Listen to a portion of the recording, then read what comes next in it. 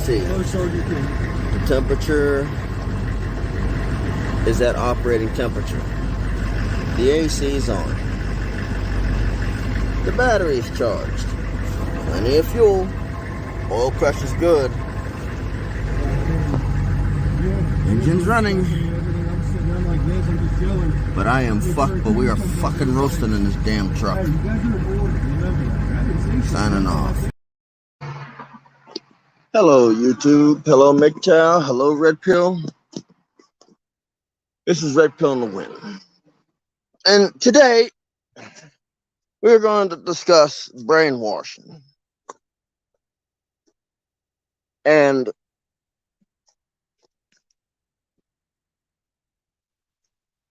the types of brainwashing. Well, the types of brainwashing that I know, and the types of brainwashing that anybody who comes into the stream knows. Now, whether you believe it or not, whether you're in the military or not, you at some point have been brainwashed.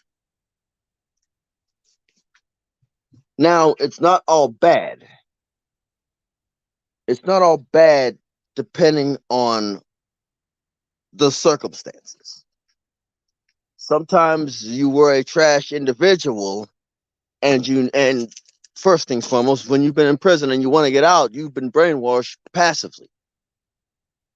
Basically, from my understanding of brainwashing, there's passive brainwashing, which has a wide range, which basically where you get things like Stockholm syndrome from a POW, where you begin to identify with your captors. Another form is just basically a more passive form. Is basically boot camp's a whole mind is a whole mind fornicate. You know, it's a whole mind fornicate. Some people need it. Some people needed it.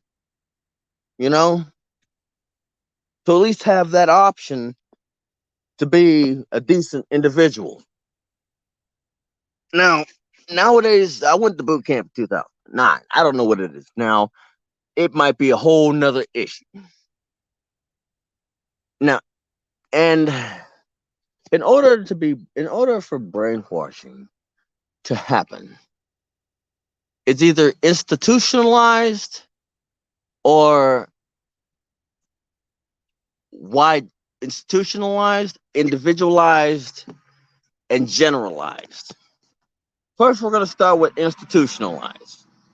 When you're going on that bus to boot camp, after getting off the plane, and you stand on them yellow footprints, that is institutionalized.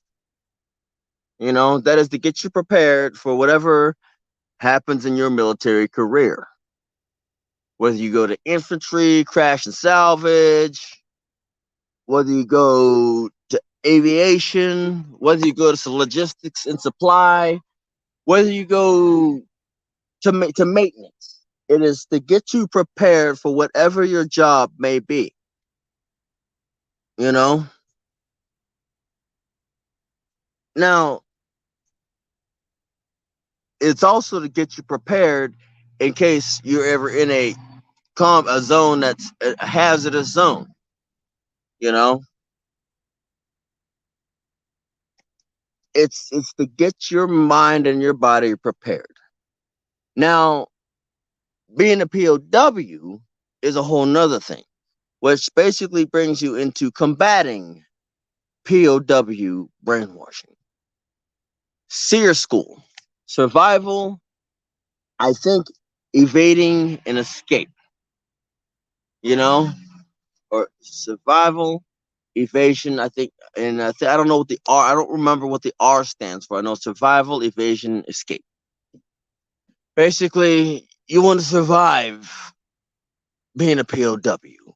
And if push comes to shove, you're going to try to escape and evade until you're rescued. Now, SEER training is online and has schools. You're not, like I said, well, most people are never going to see the schools, but I guarantee you, everybody in the military is going to have the online training. Now, the online training in the schools in conjunction are meant to basically combat the reversal of the previous brainwashing. So you don't end up in the wrong situation that could potentially be hazardous to your life and shameful. Now, that's institutionalized to the best of my knowledge. Individualized is more along the lines of interrogation, such as passive methods, such as talking with the person, talking with a person, in interacting with daily interactions. Where in World War II, there was a German officer that saw that torturing the victims, torturing POWs, was not effective. So he tried to basically talk with them, talk friendly talk, casual talk, baseball, and then occasionally slip a curveball question. There's a saying: you get more bees with honey than vinegar. I don't remember the German officer's name, but that is how he got the greatest results of information. Basically, because small talk conversations, general conversations, curveball questions, and reassurance. And reassurance that anything that has been said, it cannot be anything that has been said is not of tactical use, but in reality, it's of big tactical use. That is one of the reasons why during the Nuremberg and the Geneva Convention trials, he was able to get off scot free because he didn't harm anybody, he didn't starve anybody, he didn't beat anybody, he didn't torture anybody, he didn't harm anybody. He just had a simple conversation. You know, he had a simple conversation.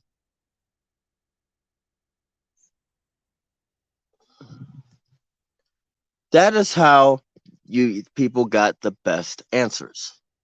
Now we're going to be talking about active brainwashing, where it's more physical, more in the physical realm. Actually, active physical brainwashing.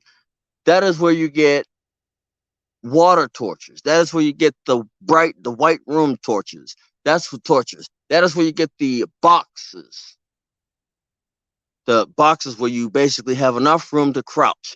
That is where you get certain aspects that are typically seen as humiliation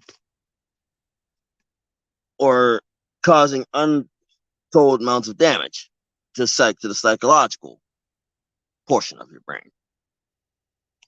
Now, one of such tortures is basically by putting you in a box where you're basically crouched down to where you can't even stand up, and opening a hole and dropping an either article of food. Now, either it's going to drop straight through the box into another hole at random intervals, or it's going to drop into your waist, into your waist, because they typically don't do anything to keep you clean. And that same water that is used to spray you down is pretty much your drinking water as well. So basically they could say they provided you with food, drinking water, and bath. That is one of the ways around the Geneva Convention of providing hygiene, drinking water, and food. They drop food down into one hole to where you're not going to be able to catch it, and it falls through. and the white room, which is sensory deprivation. With sensory deprivation. Now, the next ones are more of physical, such as waterboarding, and I'm not sure the correct term would be Chinese water torture. Waterboarding is basically where they take a rag over your face and just basically douse you with water to simulate drowning. Human beings learn from pain and suffering. Human beings learn from pain and suffering. And with learning from pain and suffering, that is also a form, that is also a way that they use human sensories to their advantage. Now, the water torture I'm talking about is your head is strapped, your whole body strapped down to a table. Your head is placed under a spigot, and either in sequential intervals or random intervals, water is dropping on your forehead.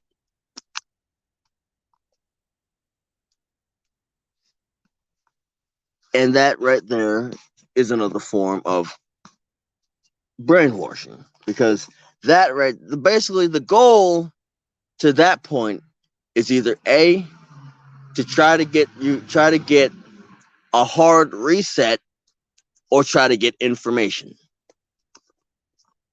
And that's where the hard reset is, where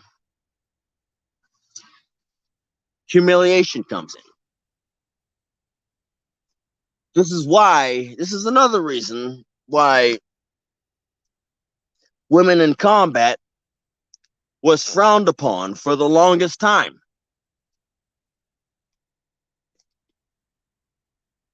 There are accounts of men in the military being emasculated.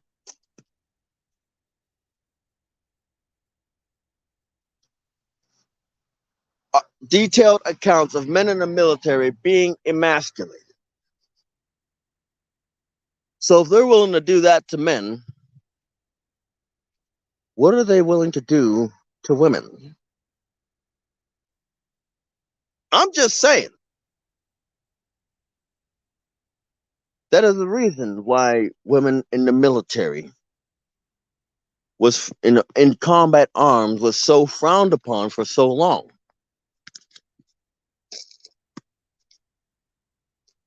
That is a hard reset.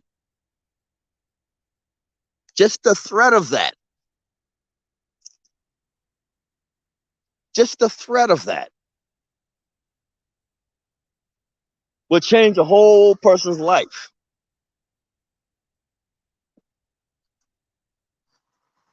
The next type of brainwashing is generalized. I'm not saying that we've all experienced it, but what I'm saying is we may have all experienced it. Do the right thing.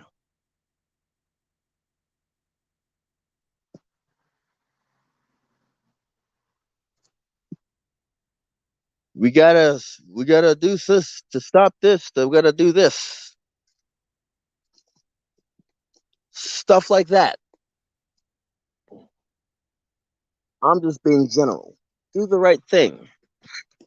Protect your family by doing this. Protect you're hurting your grandmother, you're hurting mom, you're hurting dad, your children are at risk if you don't get this.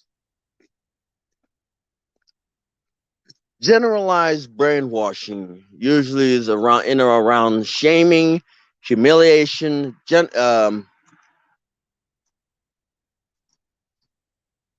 embarrassment,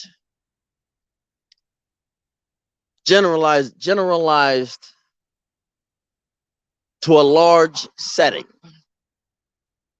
aka public.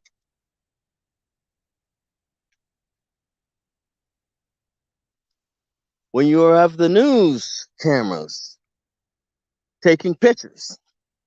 That is a form of humiliation. You got random people stopping you when they see your face, calling you a monster, placing you in a category that is going to be frowned upon in society. That right there is another form of is a form of brainwashing on a larger scale.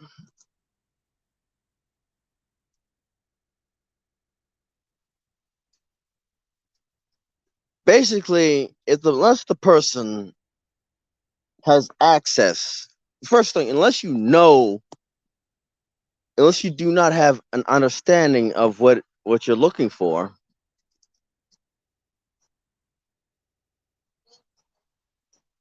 unless you don't have an understanding of what you're looking for, you are easily susceptible to being brainwashed. If you aren't taught or trained in what to look for, you're easily susceptible to being brainwashed. But if you're taught what to look for and trained what to look for, you're not as easily susceptible. The only person who can get you into that fashion is somebody who is not only trained to look for that, but trained in subterfuge to hide that fact from you. Otherwise, it doesn't work out with a darn. Otherwise, you can't be a sock puppet without somebody who knows how to make you into a sock puppet, marionette, muppet, whatever. But this is going to be a short little live stream. I mean, people didn't join in. I mean, it's understandable people were tired. People have jobs, people have lives, and people are spending time with their families. People spending time with their families and friends during this holiday weekend, at least in America. But this is Red Pill to Win, signing off. Well, let's see. The temperature is at operating temperature. The AC is on. The battery is charged. Plenty of fuel. Oil pressure's good. Engine's running. But we are fucking roasting in this damn truck. Signing off.